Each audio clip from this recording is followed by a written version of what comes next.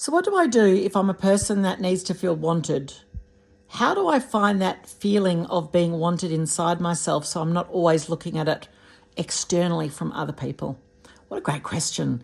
And this was one that was put in the give me a topic to talk about list. And so I want to have a chat with you today about why we look for that external validation, and also a bit of a tip on how you can maybe lessen that need so you're not quite so exhausted.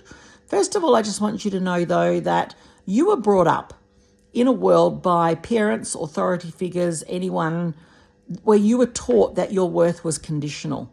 It's like, if you do well at school, you're worthy. If you clean your room, you're worthy. If you make me happy, you're worthy. If you do something to make the family proud, you're worthy. So you grow up almost feeling like you're a bit of a performing seal, where when you do stuff, yay, you get celebrated, you get to feel good.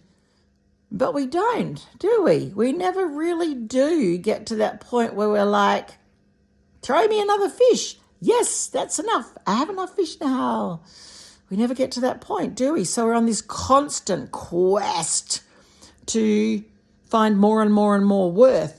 And the reason we do that is because that's what our parents and authority figures were taught as well. They were taught that old chestnut of you're not worthy until.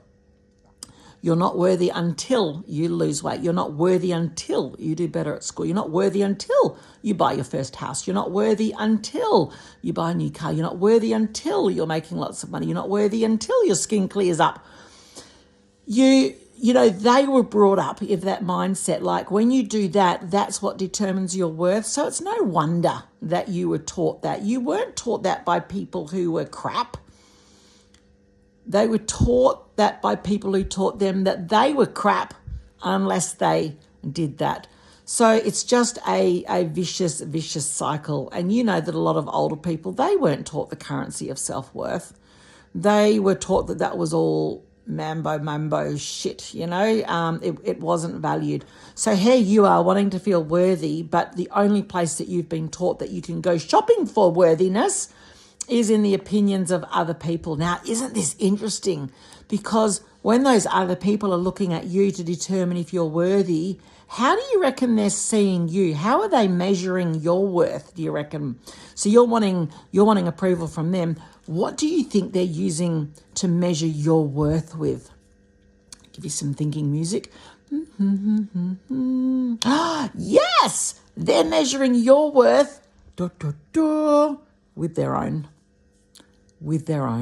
Which is why it's so fucking hard to get it. But you know this is true because you measure people through your worth as well. You know deep down, if there's some part of you that you don't like, you're kind of not going to like the people that have that.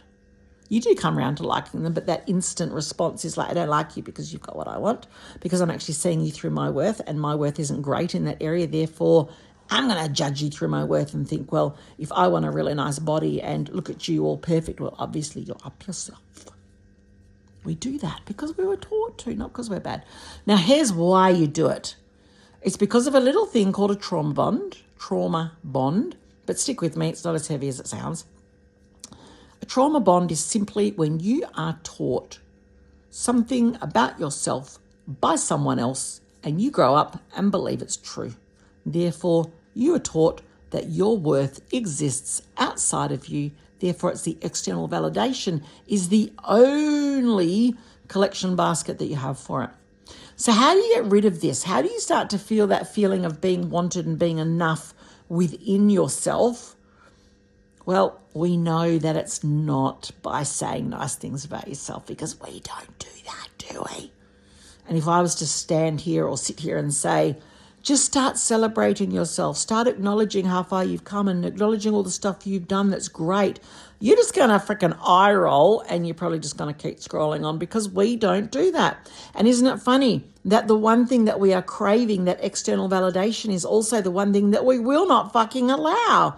How many times when people have said to you that you've done great things, that you are a great thing, that you're amazing, do you go all kind of cringy on the inside and you're just like, thanks for that, can we change the topic now?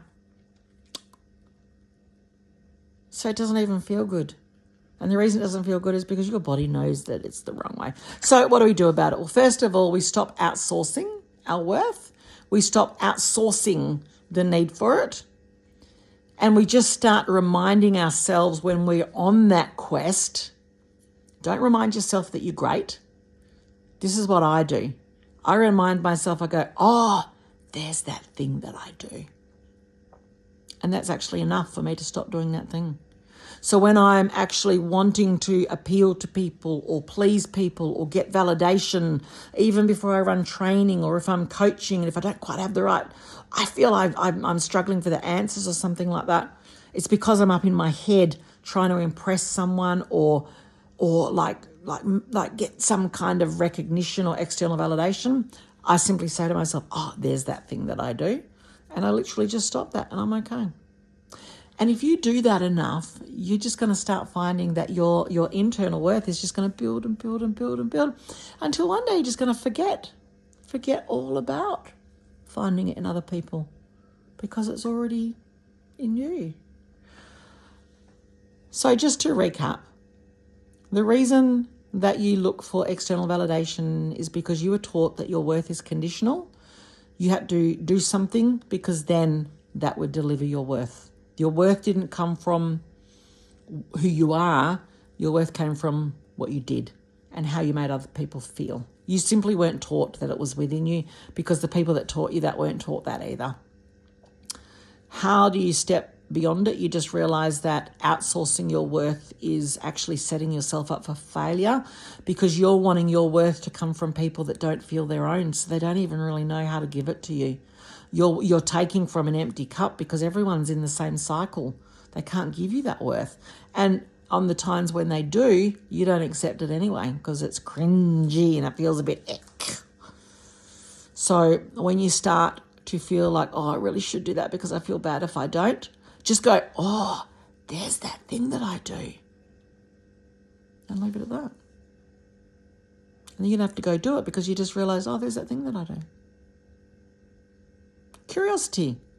That's how you're going to get beyond it. I hope something in there was helpful for you. You're not a performing seal. You're not.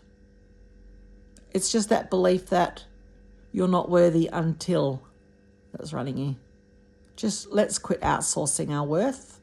Let's not find it within ourselves because the whole concept that we're looking for it, we're actually telling ourselves we don't have it, hence we're looking for it. Why don't we just say we're not outsourcing, we're actually just going to shut that down now and just go, oh, there's that thing that I do. That's actually going to be transformational for you. I'm Leanne from Reboot Mindset Coaching, and you can reach out to me at rebootyourlife.com.au if you'd like to continue this conversation further or leave me a comment below. You're not a seal.